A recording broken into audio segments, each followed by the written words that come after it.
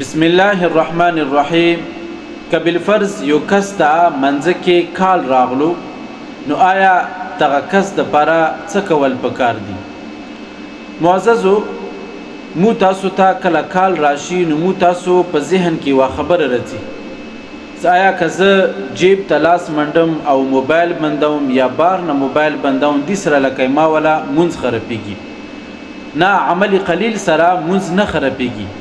او که تا موبایل بند نه کړلو نو تا رینګ ټونګ د وجنه ډیرو خلکو مونځ هغه خرابېدی شي. نو د دې وجنه یو روایت کې راځي، نبی پاک صلی الله علیه وسلم روایت ده، نبی علیه السلام فرمای چې زه دا غواړم چې زه مونځ اوږد کړم، خو لیکن کله د یو ماشوم ژړا واورم نو زه بیا مونځ هغه مختصر کړم، ځکه چې دغه ماشوم مور هغه په فتنې کې پرېونځي نو مونځ خراب نشي. نو د دې وجنه کله مو تاسو منځ ته رسو نو مسجد ته داخلېدو سره سره موبایل مو تاسو سایلنټ کړو.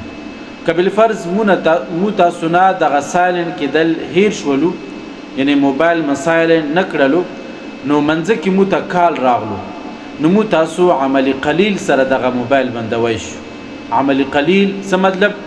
یعنی داسې طریقې سره ته عمل وکړي چې بار نه تا څوک وګوري نو هغه ته دا محسوسېږي چې دا کس په منځ کې ولاړ ده.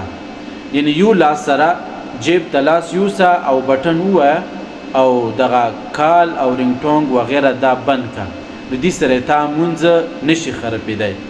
او که چیرې یو کس بیا داسې وکړو موبایل جیب نه راوبسلو او وی کتلو چې څوک د هغه نه پاسې بیا کټ کړلو او جیب ته واچولو، بار نه یو کس نظیر وکړلو نو هغه دا محسوسه کړه چې دغه کس لکه منځ کې نه ده ولاړ، ځکه چې داسې کار خلک منځ نه بهر وینو کوي، نو دې ته عمل کثیر یلی شي، نو دې سره بیا مونځ خرابېږي. نو د دې وجنه صرف لاس جیب ته یوسئ او هغه سره بټن ووایي موبایل بند کړئ، خپل مونځ به د هم خرابېدو نه بچ شي او د نورو خلکو مونځ به هم خرابېدو نه بچ شي.